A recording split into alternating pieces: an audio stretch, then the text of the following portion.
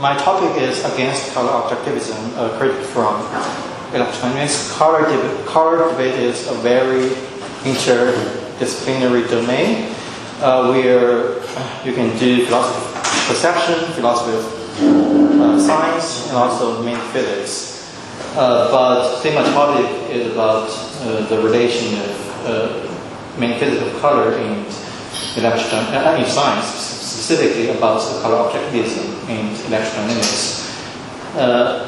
My presentation will be structured as follows. First, I will tell the relation between objectivism and science, then we'll identify common ground to evaluate objectivism.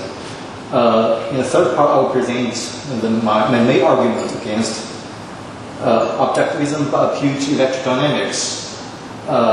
And then we'll briefly formulate a view that is compatible with electrodynamics.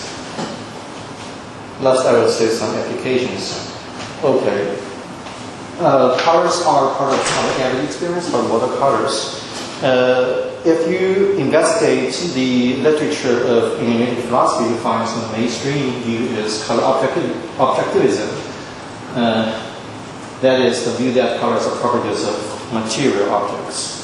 And the most commonly mentioned argument is that color objectivism is supported by a phenomenon called color constancy, namely colors of the objects appear to remain roughly the same under different illumination conditions. But color objectivists want more than that. This is a quotation from David Lewis. On the one hand, they claim that if your color view is not objectivism, then you make some philosophical or scientific error.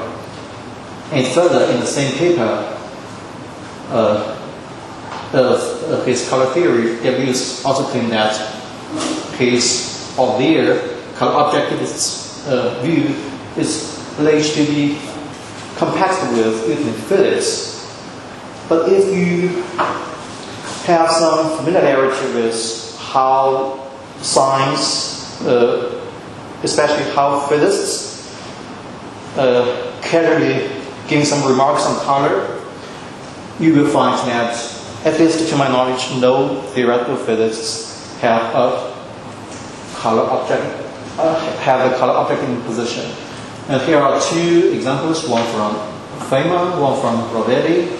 Feynman, colors are sensations, according to Rovelli. If you mean colored by light, then it is electromagnetic wave.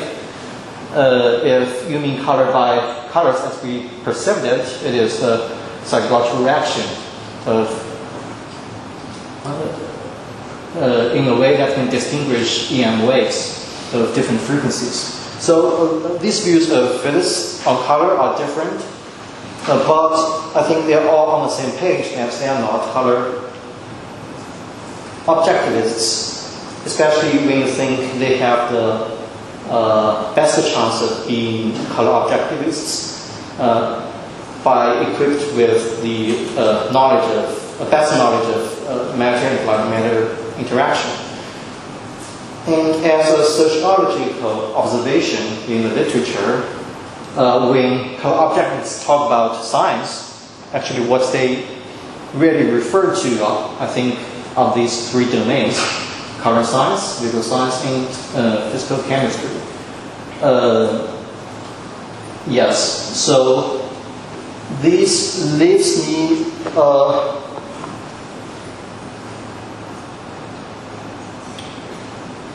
question. We all know that electrodynamics has already been there for more than 100 years. Why, at the end of the 20th century and beginning of the 20th century, almost all color objectivists fail to mention electrodynamics in their defense of color objectivism? And the only exception that I notice in the literature the only example I notice the philosopher who appeals to electrodynamics is Stanley. I think he's there. But for others, I don't know why. I think this is a question for them. But to think from the objective side, I think this reasoning might be useful for their way of to make sense of their way of thinking. To arrive their conclusion why color objectivism do not need electrodynamics. Okay. Fact A, when the same incident light strikes objects of a given material type, the reflected light remains constant in the sense that there is a stable correspondence between the measured intensity of incident light instead of the reflected light. And based on fact A, there is thesis A, there is a stable way in which incident light is modified and reflected in light-matter interaction. Fact B, when the same incident light strikes objects of different material types, the reflected light is different in the sense that there are different stable correspondences between the incident light and the reflected light. Conclusion. Combining thesis A and fact B suggests that the stable way the incident light is modified and reflected in light-matter interaction is intrinsic to objects' material properties of a certain type. The so-called the objectivity of color essentially relies on this stable way in which light is modified, which is independent, which is intrinsic to objects, and which is independent of whatever electrodynamics may tell us about light reflection. Okay, I take this to be their best reason for why they do not need electrodynamics. At the end of our discussion, we'll go back to this argumentation. Okay. Then how do I evaluate color objectivism by appeal to electrodynamics?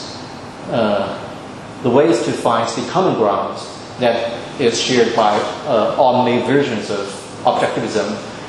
And according to Bernard Hubert, objectivists are motivated by two questions.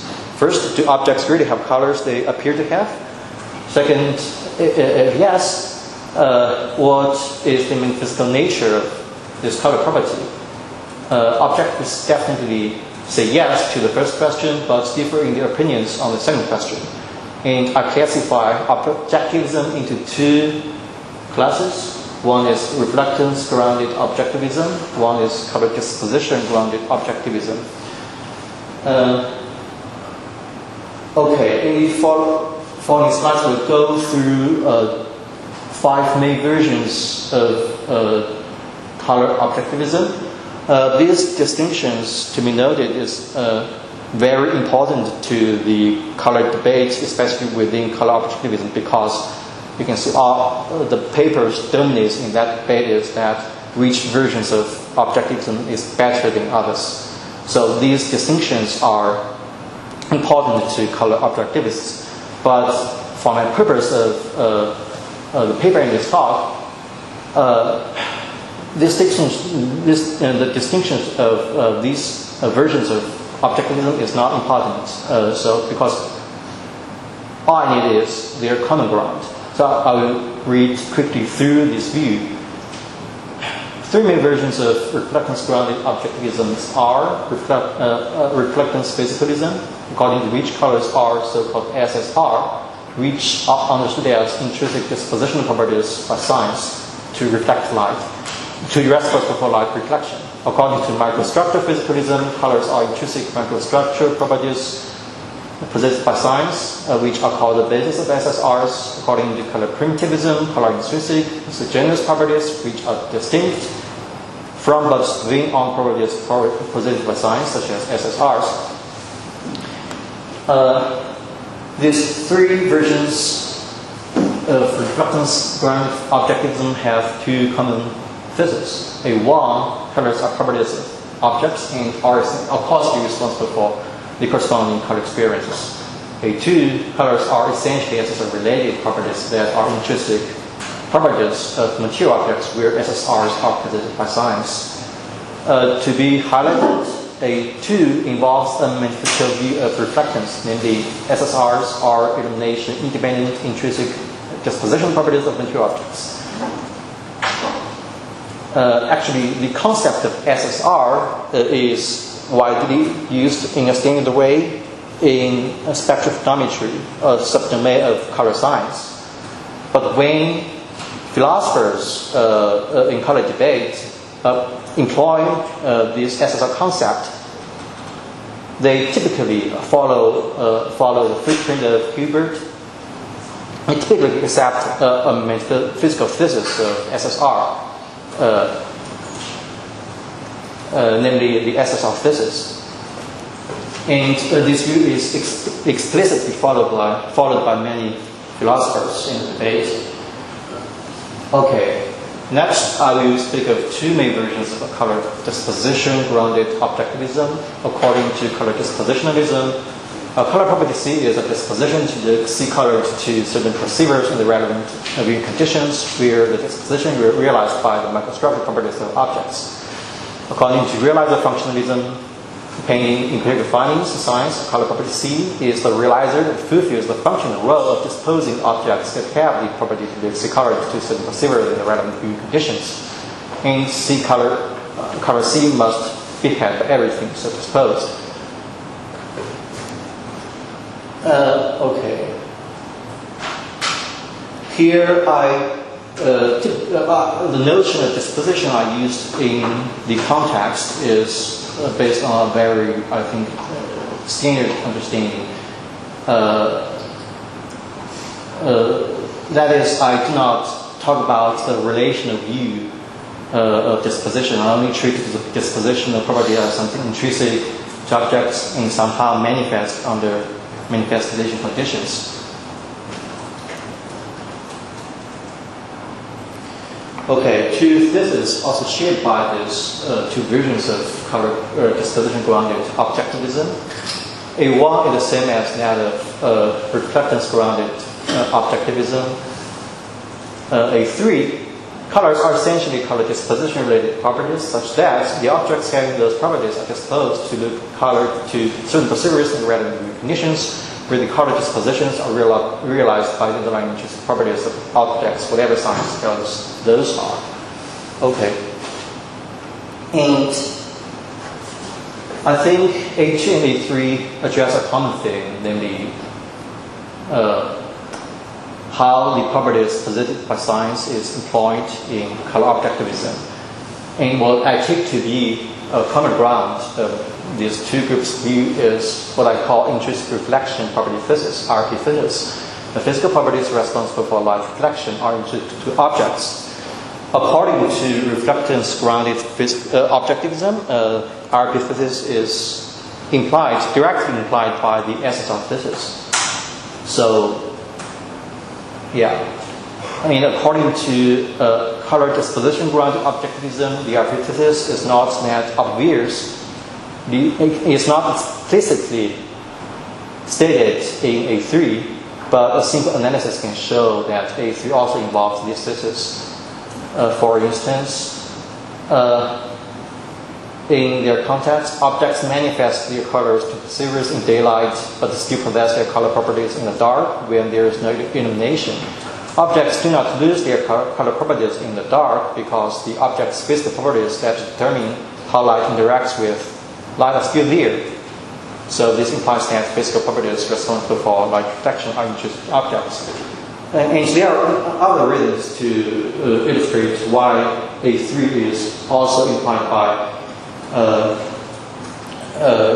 color disposition grounded objectivism. But yeah, if you have questions about this point, we can discuss it later. Okay. Actually, RP thesis extends beyond objectivism. As observed, it captures how most philosophers working on color understand what science tells us about light reflection. Here is an example from David Chalmers, who also thinks that the properties are responsible for light reflection ultimately is grounded in intrinsic properties of objects. Okay, next I'll discuss my main argument against objectivism. But before I'm doing this, I will highlight some background assumptions about how I understand electrodynamics. First, I assume that EM field is real. Namely, I take a realist view of field ontology. This view, if you're doing philosophy of electrodynamics, this view is not entirely right because it faces some problems. Namely, one is that you cannot. It's very hard for you to make sense of the EM field produced by a particle at a place where the particle exactly locates. The value would be infinite. So how to make sense of at infinity? But I think this assumption works for. I simply take a simple assumption in my paper, and without involving those issues in philosophy of electrodynamics. Second, I remain silent about the ontology of EM potential. Namely, I remain silent about whether electrodynamics should be better understood as a group theory. Actually, I think electrodynamics is better to be understood as a group theory, a gauge theory, and you can rethink if you have a best understanding of gauge theory, and you can re-understand what light reflection is according to that best understanding of gauge theory. But I think I do not think there is a standard view of what gauge theory is, because if your background is high energy physics and you think gauge theory about animated particles, but if your background is condensed matter physics, you think gauge as emergent theory at low energy level in lattice model, in some lattice model. So I think gauge theory really, how to understand gauge is really a controversial issue.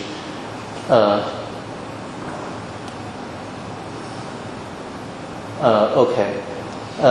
Then I will remain mostly silent about whether EM field has a fundamental ontological status distinct from massive particles, but still acknowledge it briefly in the context of color debate. What does that mean? Actually, the A1 of color objectivism assumes that the causal mechanism or causation underlying the objects, from objects to the color experience of perceivers have a temporal order. I think this is an implicit assumption underlying all main versions of color objectivism. But if you are really strict about the SRT, special relativity theory formalism inherently within electrodynamics, and if you further favor proper time-based interpretation of SRT formalism, then you will basically treat proper time of a thing is about proper time, is about metaphysically speaking, is about the being time, and because the property of light is, or EM field is zero, which is to say in some sense, light does not exist in time from its own perspective. Thus, it does not exist in space either. So, if you're serious about this interpretation, then the causal assumption underlying objectivism fails to respect the zero proper time of light, which suggests that for two light-related events, there is temporal order from the viewpoint of light itself. So, namely, this causal explanation or causal mechanism cannot respect the timeless aspect of, let's say, the light-related event 1, namely the light reflects from you, and event 2, the light received by my eyes. So there is a timeless aspect of these two events. Objectivism cannot capture this. Okay, but my main argument is about, I'd say, the boundary conditions of electrodynamics. The argument is simple. Premise 1. Objectivism implies that the primary physical properties responsible for light reflection are intrinsic to objects. T2, electrodynamics implies that the primary physical factors responsible for light reflection are light determined or EM field determined. Conclusion, if electrodynamics is true, then all the versions of color objectivism in their current forms are false. I think P1 is clear because it is conceptually given by objectivism. So I won't discuss this here. Okay, now we get into P2.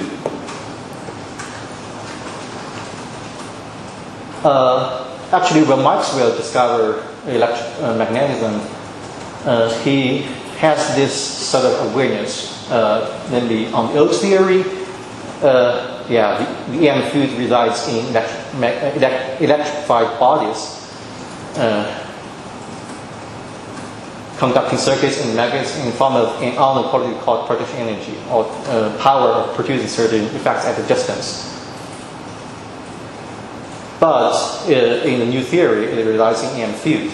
So Maxwell has already aware that it is ontologically extravagant to assume the existence of dispositional properties to account for light reflection. Okay, here's my argument. Boundary conditions in electrodynamics are rules that tell you how the EM fields behave at interface between two different media. And they are conceptual consequences of Maxwell equations for light reflection at the surface of dielectric objects.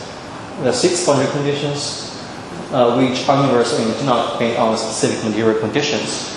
But relative to my argument, only one of the 6 boundary conditions is relevant, namely this one. Epsilon O E1 plus P1 in X fraction equals epsilon O E2 plus P2 in X fraction. In other 5 boundary conditions are trivially satisfied. Okay, now we're getting to the detailed understanding of this boundary condition.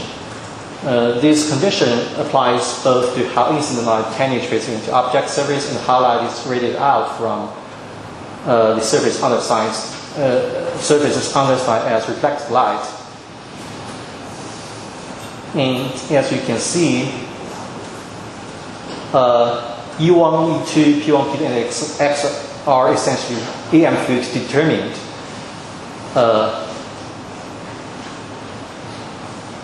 Because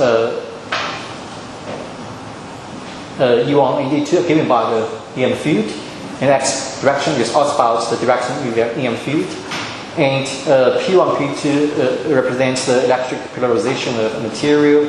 They stand in relation with E by this formula, so P is also EM field determined. It follows that, all these factors are EM field determined. Then what are primary physical factors responsible for these features?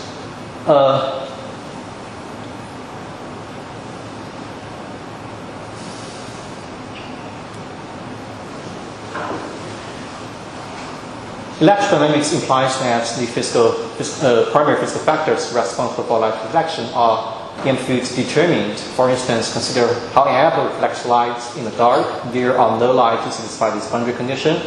Thus, the apple has no color experience. When there is sunlight, the properties are primarily responsible for light reflection but satisfy this boundary condition.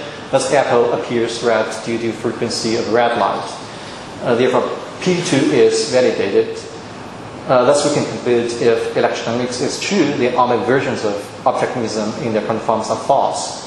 Okay, this is a conceptual argument.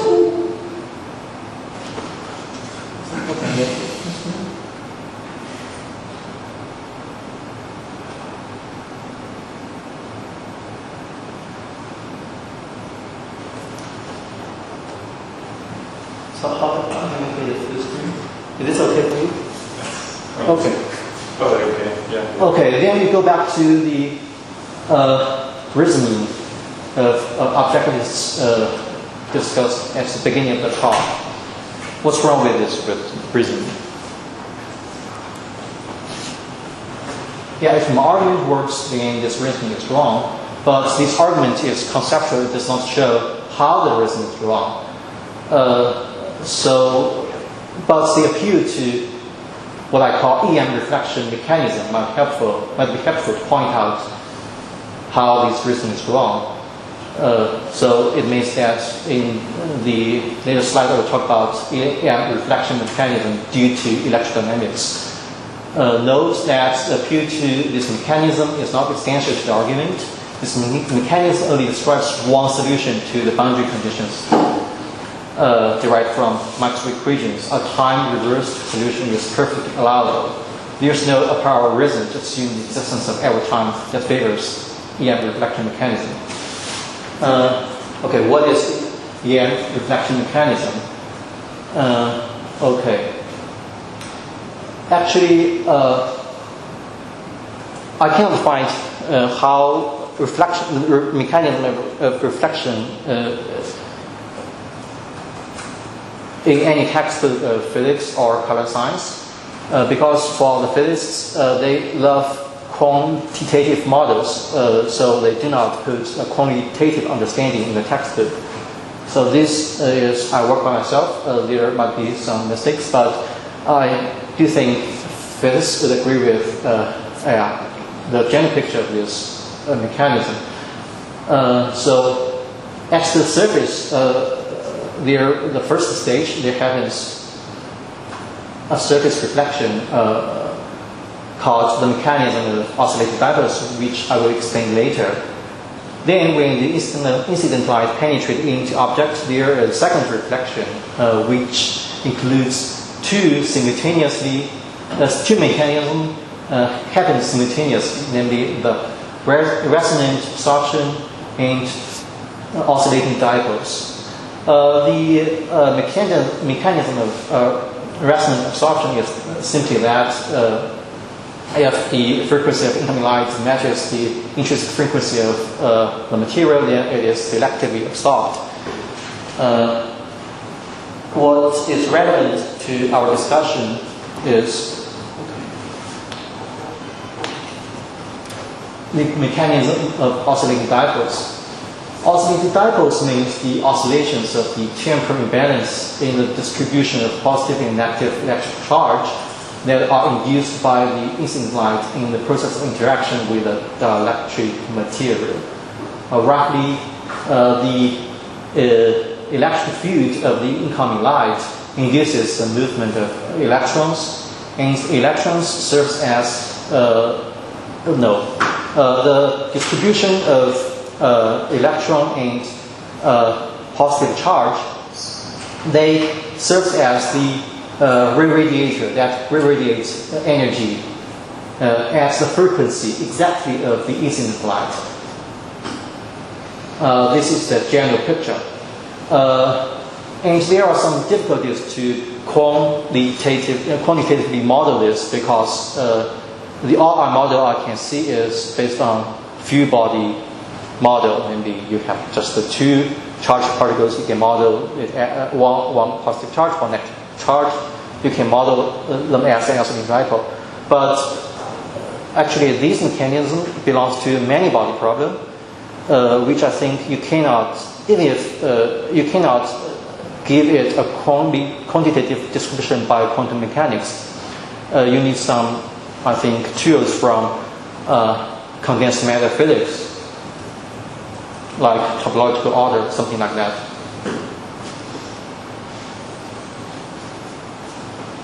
Okay, what's wrong with objectivist reasoning? They conclude that the stable way the incident light is modified in productiveness is intrinsic to object's material properties.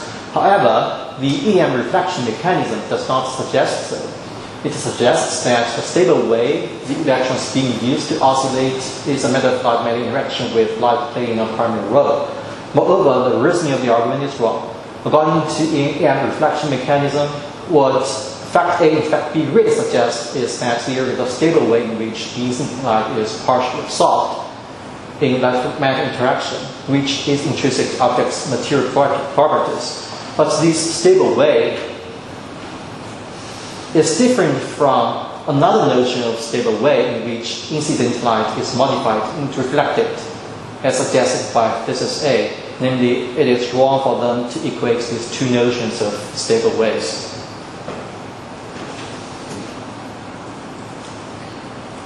Okay, then I'll briefly introduce what I take to be the best option for a color physicalist. Namely, I will do this under the assumption that color experiences are somehow radical. This is an assumption accepted by, I think, most philosophers in the philosophy of mind and philosophy of color. But I personally don't think this assumption is right. But here I think from their perspective, if given electrodynamics, what is their best option? The other main idea is that boundary conditions can be understood as rules that any magnetic interaction must satisfy. So it's kind of like the rule analysis that is widely used by philosophers in philosophy of mind or some other domain. This is a version of color physicalism, what I call electrodynamics-based color physicalism. Color C is whatever realized or fulfills both the boundary conditions of magnetic interaction in electrodynamics and so arose as of disposing the matter in a light-matter interaction to do C color to the perceivers in the relevant view conditions. Here, why I use this as of disposing is that I do not want to be involved in the metaphysics disposition. Here, I'm perfectly fine to treat it as a phenomenological description, namely as of disposing the matter to the certain color. And matter in this context is a little bit different because all I need in this view is that you can understood matter as a sequences or folios of boundary conditions, and every boundary conditions are satisfied. So this implies that whether matter has a volume occupies in space is totally irrelevant. So put another way, this view applies to many color phenomena. Namely, it applies not only to matters with visible boundaries like ordinary material objects, but also to matter without visible boundaries like air molecules, the balloons of the sky. A great many color phenomena will be explained by this view, such as material objects stable, unstable, or specular color experience under various illumination conditions, shadow, the blue of the sky, the blue of suntan spectrum. Okay, last, if my argument against color objectivism works, I think there are some applications follows. At least some of them. Namely, many distinctions between different versions of color objectivism can be rejected. Many frameworks to understand the relation between color disposition and state bearer can be rejected. And a materialist notion of color properties can be rejected. Namely, a color property is material only if it is identical to or supervenes on or is realized by the property possessed by account of the intrinsic natures of material objects and it constitutes.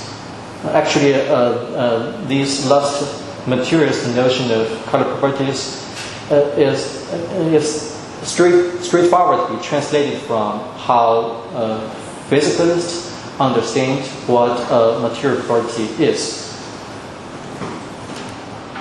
Okay, thanks for listening.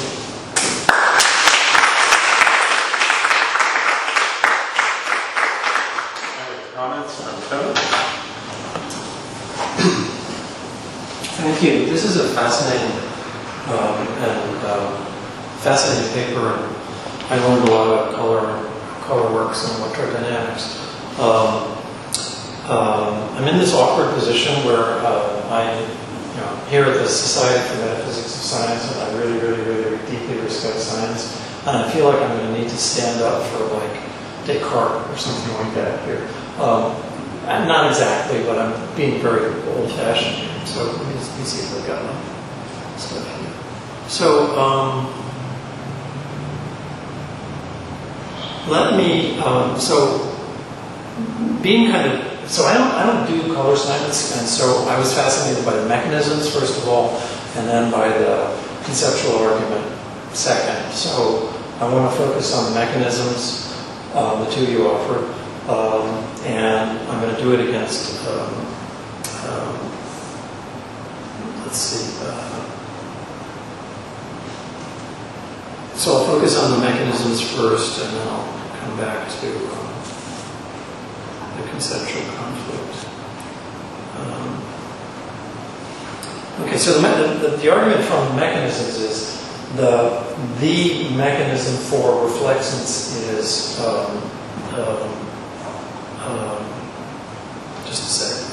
oscillating dipoles. And the material of the object does not influence the wavelengths of the light that are reflected. The light comes in, and it's reflected by this mechanism of oscillating dipoles. That is, the light comes in, and it gets some electrons oscillating, and they re-radiate photons at the same frequency.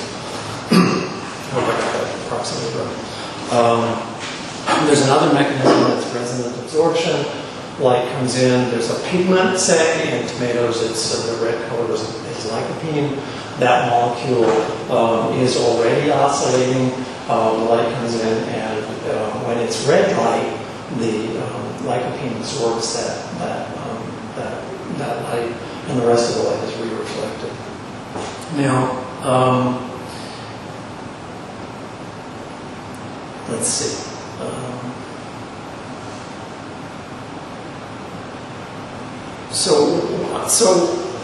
So consider.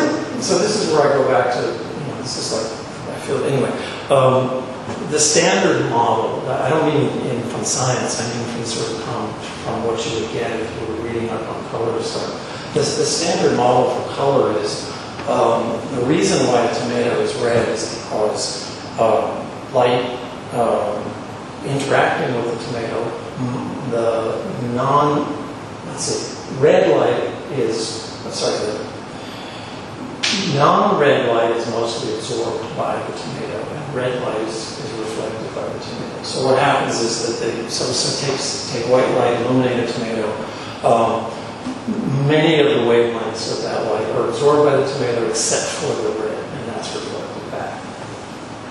So that's the standard model that you would run into if you were just trying to figure out what color was. So suppose that model is correct. Let me just say one last thing here. That's fine. The standard account can partly agree that no intrinsic properties of the object affect the reflected light. And I take Dirk's arguments to be good. I'm a little puzzled by that because it does seem as if the mechanism for reflecting light does involve the oscillating dipoles, and they're in the material, and they're there, and they're ready to do the oscillating dipole thing, whether or not the object is illuminated. So there's a way in which they're kind of intrinsic, but put that one aside.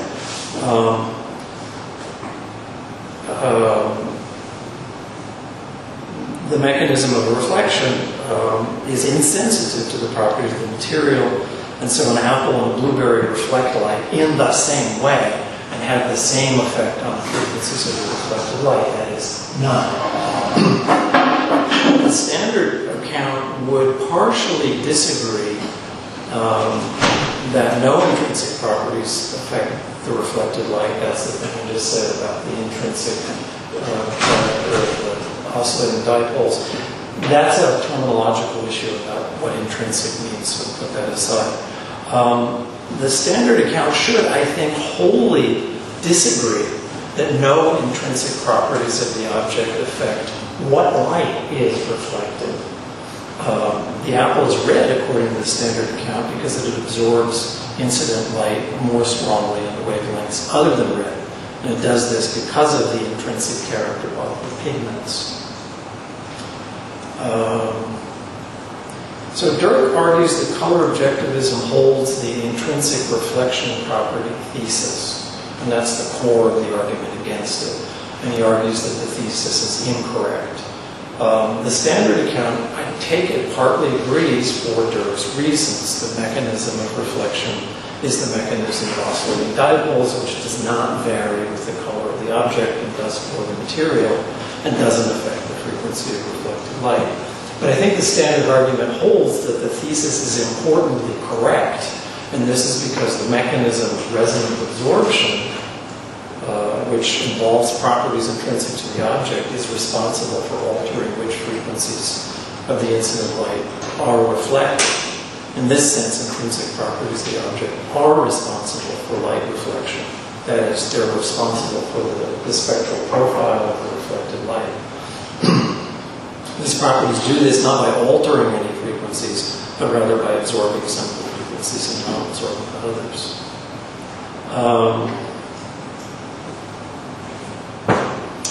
The conceptual argument is that the context relativity of one of the boundary conditions conflicts with the claim that how the color of an object is determined by its intrinsic physical properties is context insensitive.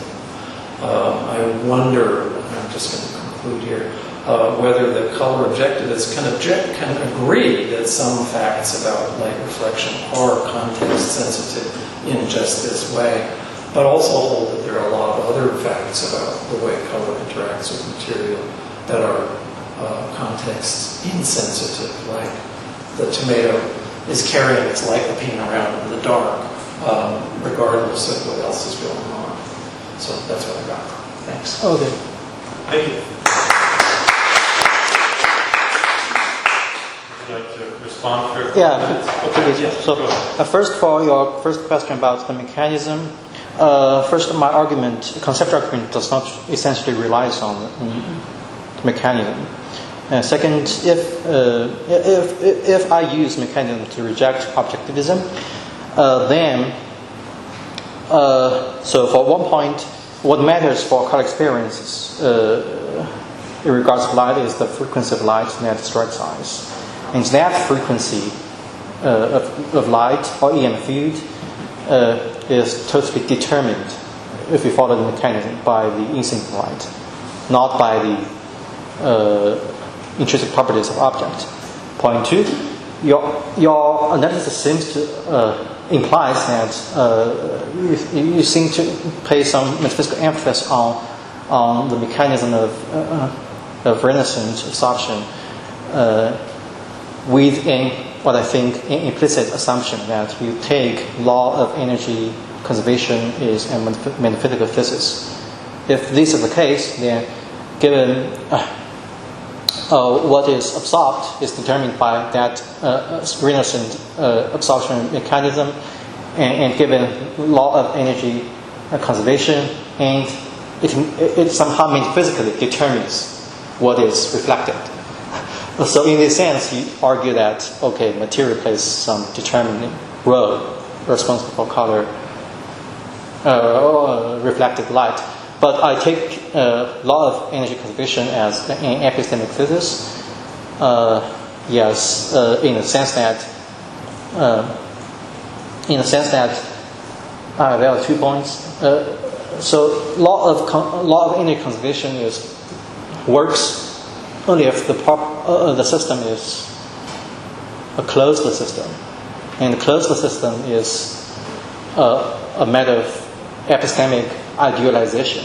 I think the talk happened in another room is about this topic, why a speaker in another room treats law of energy and conservation as an epistemic thesis, not a metaphysical thesis.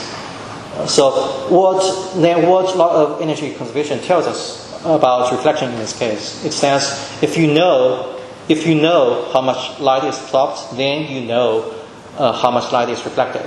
And reversely, you can also say if you know how much light is reflected and you know how much light is absorbed. So I think there is no prior reason to favor one instead of another.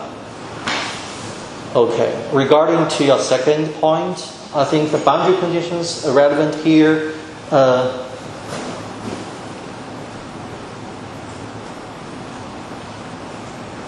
Okay, you can see clearly that the only role played by matter in its boundary condition is epsilon 0. It is the passive features object. It does not give a positive influence on the reflected or generated EM field, particularly in the context of color debate. What matters, the features of EM field matters here is frequency, and it does not influence the frequency of the EM field at all. So this is why I think the boundary condition, those features are essentially EM field determined rather than matter determined. Okay, this is my responses to your question. Okay, thanks.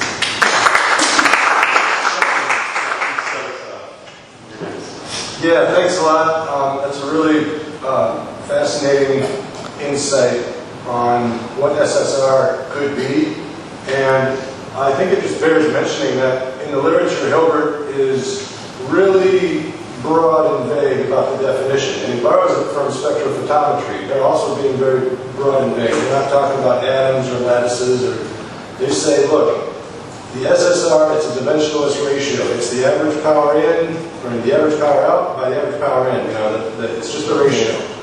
And it happens at a surface. Now, is surface a scientific term? At the level of dipoles, do you still have a surface? So I'm wondering, are you coming at this with just too big of artillery?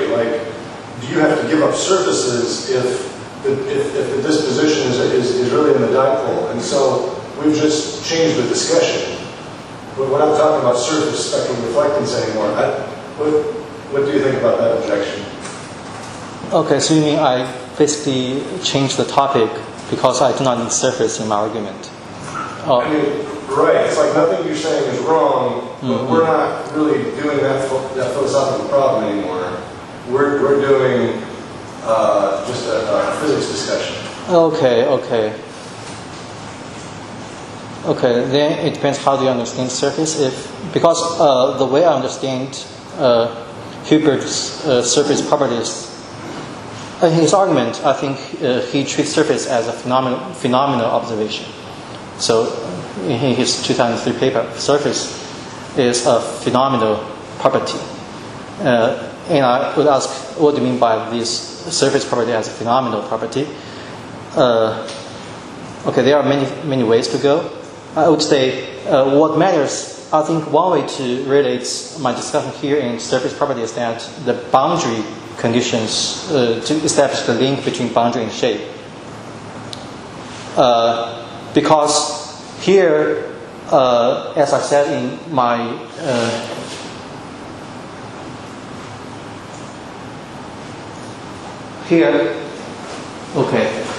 here matter only means a physical material in one of several different states, including gas, liquid, solid, and plasma. So the solid surface here.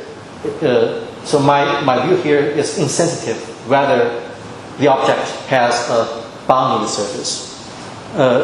In other words, it means it applies to the material has a visible boundary or touchable boundary. Also, it applies to the material that has no visible boundary. So I think this view is more, I would say, more fundamental because it allows for different use of material surface. I would say so. Okay. And my complaint about though you say Hilbert's SR is very big, but I come from a different group because I think they misunderstand how color scientists use the concept of SSR. Because according to color scientists, Jude Boczewski, they think this specular component of reflectance must be factored in as essential component of SSR. But Hilbert just say, oh, we ignore that. We just focus on body reflectance. But I think, according to color scientists, it is a principle that specular component must be factored in. If that's the case, it means that SSR depends on every direction where the light comes from. So it is actually a spatial dependent property. I'll say that. Yeah, so thank you so much for this. This was really interesting to bring the electrodynamic case into this. So I work on philosophy of perception, and my talk yesterday in many ways covered similar themes. And I'm broadly sympathetic to not just sort of asserting kind of colour realism without looking at what's going on down there in the physics and how it relates. So I'm broadly sympathetic to that. But just kind of playing devil's advocate from the more kind of philosophy of mind side, you sort of dismiss the entirety of colour objectivism with your argument. And I wonder if kind of going through all of the different kinds, which you helpfully distinguish between, I wonder if it is the case that your argument works individually in each of those cases in the same way. So I wonder if, in particular, so for example, if you have reflectance physicalism, I can see then if colours are identified with the surface reflectance, the SSRs, right? Then I can see that the argument would work. However, if you were a colour primitivist and you think colour is an intrinsic quality, it supervenes perhaps on the underlying microphysics, but it's not type identical with it. That would be, for example, John Campbell's view, like that he cited it. So if then the colour is not type identical to the reflectance properties or something else that your electrodynamic argument has a bearing on, I wonder if that doesn't quite rule out all kinds of colour objectivism. Maybe you want to make your argument more specific against reflectance for physicalism. I don't know if you find that fair. You only say that my argument aims for those versions of objectivism in their current forms. Say that again. Only argues against the versions of objectivism as the table. How do they respond to my argument? I'm totally open to that. Because for color primitivism, like Adam, he explicitly said that for most color primitivists, they think colors supervene on SSR. But I do think there are possibility, for color primitivists to think there are other options for the real. I'm open to that possibility. Yes. I wonder if implicit in your argument there's the assumption that there's an identity claim between the colour, the kind of phenomenal colour, and something about the light or the structural features going on. Is it as in an assumption that you're making about the colour objectivist view that there's an identity between those two things? And I think some of these philosophers of mind would just reject that there's a type identity between the colour property itself and either, I don't know quite how the relevant electrodynamic terms, but either the SSR or the relevant kind of light scattering that's going on. I couldn't quite get a view. I need to see what the argument is. So I'm being sympathetic, but I'm suggesting that maybe it's a hidden assumption. Because like say, Watkins, I don't know whether you have read his paper, Watkins. He has some surveys, use some step theory to explain how the upper level primitive properties related to the underlying level. I think my rejection applies to this. This is why I cite his work. But I do not know whether there are other possible objections. This is what I think my argument works with these versions. But I think there might be other versions. Okay. Because according to my understanding of primitives, they are not that into the scientific details of the underlying stuff. So I'm very sympathetic with that part. Absolutely. Okay. Well, we're out of time, so thank you.